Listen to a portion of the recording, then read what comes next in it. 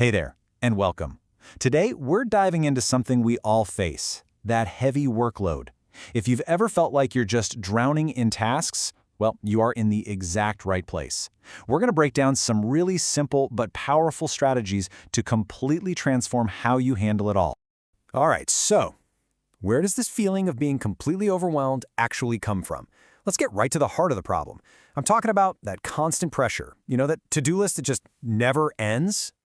I mean, who hasn't felt this, right?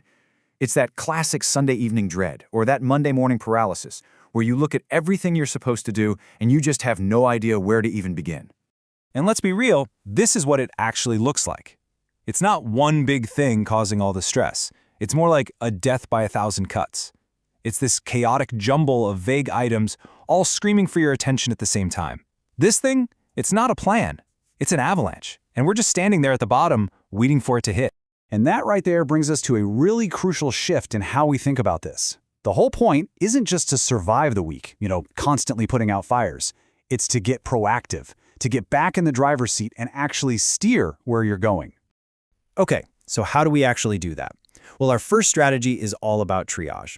Think of it like an emergency room. We need to quickly and effectively assess all our tasks to figure out what needs our immediate attention and what can wait.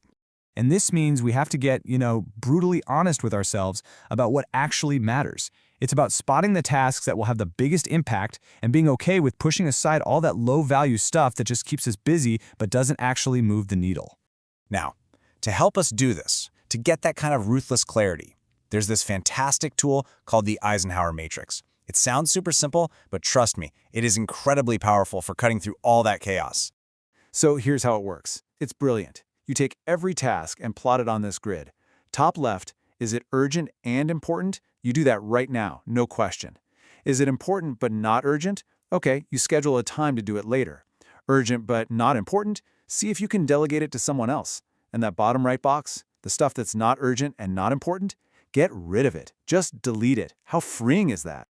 All right, so we've figured out what to work on. Now let's talk about how we actually get it done. This brings us to our next strategy. Execution. This is where we go from just making a list to actually taking back control of our calendar. Oh man, we've all had one of these, right? A monster task just sitting on our list staring at us.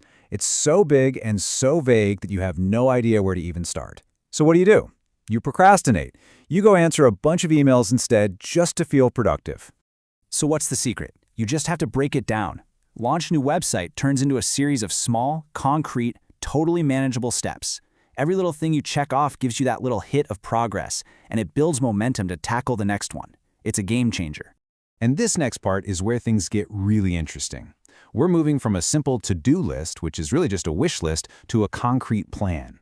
Instead of just listing tasks, you're giving every single task a home on your calendar. This is called time blocking, and it's so powerful because it forces you to get real about how much time you actually have. But here's the catch, right? A perfect plan is totally useless if you don't protect it. This means you have to set some boundaries. It means turning off notifications, being able to politely say no to things that are going to throw you off track, and being upfront when a deadline just isn't realistic. Okay, and finally, let's talk about the foundation for all of this. Because honestly, none of it works without the most important resource we have, you. Our foundational strategy is all about protecting your personal energy. This is such a key idea. We get so obsessed with managing our time, but managing your energy is what really allows for high performance over the long haul. You just can't keep giving if your own tank is empty. And look, protecting your energy, it doesn't have to be some big, complicated thing.